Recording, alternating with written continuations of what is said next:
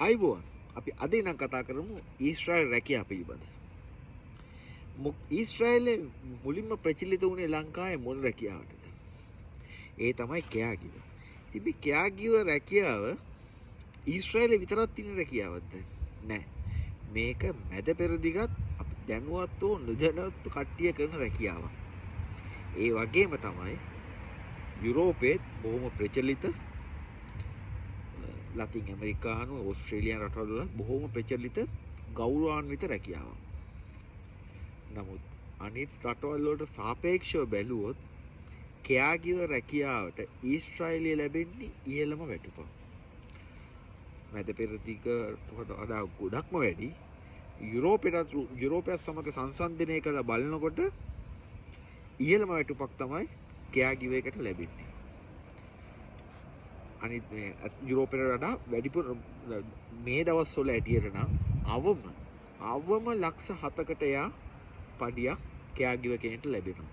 ඒ කෙයාගිව කෙනෙක්ට ඒ පඩිය ලැබෙන්නේ කෑමට ඉඳුන් හිටුන් නවත් කෑම දීලා ඉඳුන් හිටුන් නවතෙන් දීලා එතකොට ඉන්ෂුරන්ස් දීලා මේ හැම දෙයක්ම දීලා තමයි අර වගේ පඩියක් හම්බ වෙන්නේ. ඉතින් ඒ වගේ පඩියක් වෙන යුරෝපේ වෙන කිසිම රටක කෙයාගිව ජොබ් එක කැටගරි යටතේ කරන්න බෑ. සමහර අය ඉතින් අද යුක විතරද ඊට වැඩිය පඩි ගන්න පුළුවන් යුරෝපේ වගේ ගොන් කතා කියයි සමහර හරක්. ඔව් ගන්න පුළුවන්. ඒ කෙයාගිව රැකියාව අනුව බැලුවොත් යුරෝපේ කෙයාගිව කෙනෙක්ටවත් මෙච්චර මේ ඊශ්‍රායලයේ තරම් හොඳ රැකියාව සැලරියක් ගන්න පුළුවන් මේ කැටගරියේ ඉන්න කෙනෙක්. නමුත් ඇමරිකාවේ වගේ ඕස්ට්‍රේලියාව වගේ රටවලට යගේ කෙයාගිව රැකියාවට යනවා නම් බලන සුදුසුකම් තියෙනවා. NVQ4 level 4 වගේ තියෙන්න ඕනේ. එතකොට IELTS පාස් වෙලා තියෙන්න ඕනේ. වගේ හොඳට එක්ස්පීරියන්ස් තියෙන්න ඕනේ. වගේ ක්වොලිෆිකේෂන් බලනවා. නමුත් ඊශ්‍රායලෙට කෙයාගිව කෙනෙක් වෙන්න අවම සුදුසුකම සාමාන්‍ය පෙළ කරලා තියෙනවා නම් එතකොට කෙයාගිව කෝස් එක NVQ level 3 කෙයාගිව කෝස් එක කරලා තියෙනවා නම් සාමාන්‍ය ඉංග්‍රීසි දැනුමක් තියෙනවා නම් IELTS ඒව කරන්න ඕනේ සාමාන්‍ය ඉංග්‍රීසි දැනුම තියෙනවා නම් ලංකාවේ ඉන්න කෙයාගිව කෙනෙක්ට ඊශ්‍රායලෙන්න උත්සාහ කරන්න පුළුවන්. ඉතින් ගොඩක් කෙයාගිවර්ස්ලා ඉස්සර නම් ආවා ගොඩක් ආවා. ලංකාවේ ගොඩක් කෙයාගිවර්ස්ලා ඉස්සර ඊශ්‍රායලයේ ආවා. නමුත් දැන් ඒක හරිම මන්දගාමී තත්ත්වයකට පත් වෙලා තියෙනවා. විශේෂයෙන් මේ රජයේ අරහා සිද්ධ වෙන වැඩ පිළිවෙල නිසා. මම මේක මේ රජය හරහා එන එක ගැන දොසක් කියනවා නෙවෙයි. හැබැයි පුද්ගලික අංශයෙන් එනකොට විශාල මුදලක් දීලා තමයි කෙයාගිවර්ස්ලා ආවේ. සාමාන්‍යයෙන් ඒ දවස්වල ඇටියට ඩොලර් 7,000 අතර මුදලක් ගෙව්වා ඊශ්‍රායලට එන්න කෙයාගිව කෙනෙක්ට.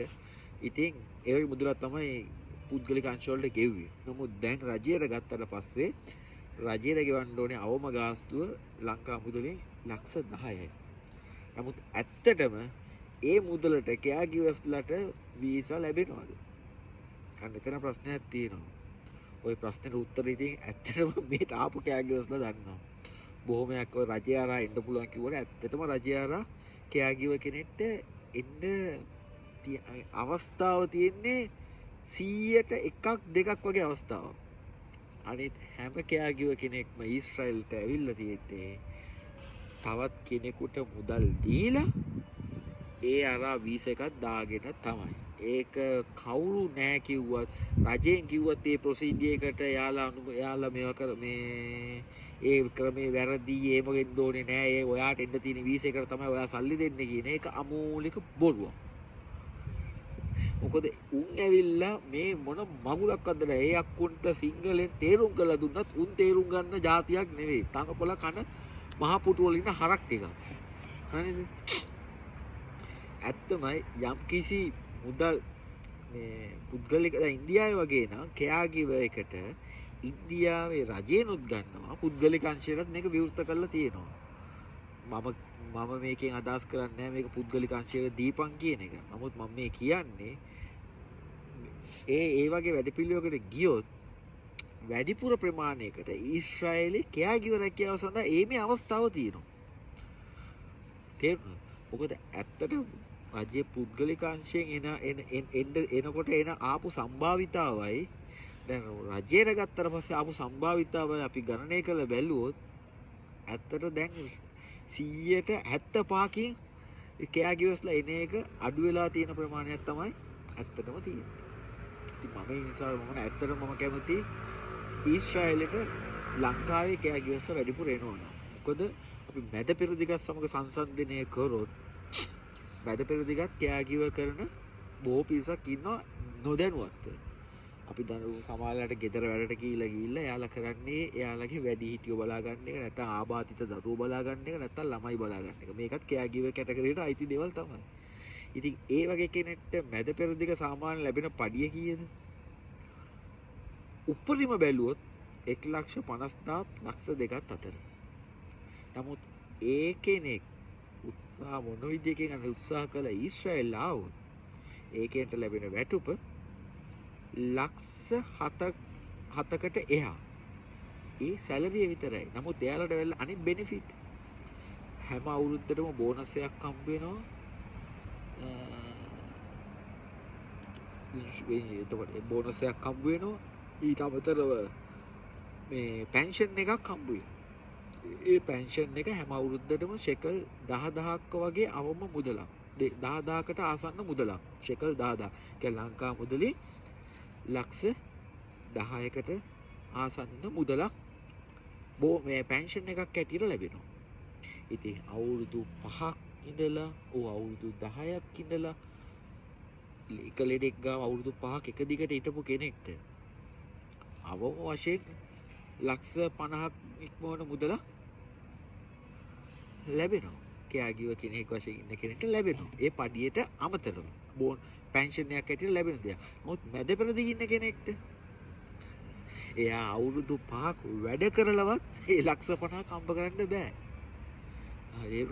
ඒ වගේම තමයි යුරෝපේ වැඩ කරන කෙනෙක්ට උනත් අපි උදාහරණයක් ඇටියට ඉතාලිය, එතකොට ප්‍රංශය, සයිප්‍රසය ඔය වගේ රටවල් වල වැඩ කරන අයර්ලන්ඩ් වගේ රටවල් වැඩ කරන අය කෑගිව කරන අය ඉන්නවා ලංකාවේ. නමුත් එයාලගේ උපරිම පඩිය වැටෙන්නේ මාසෙට යූරෝ 10ක්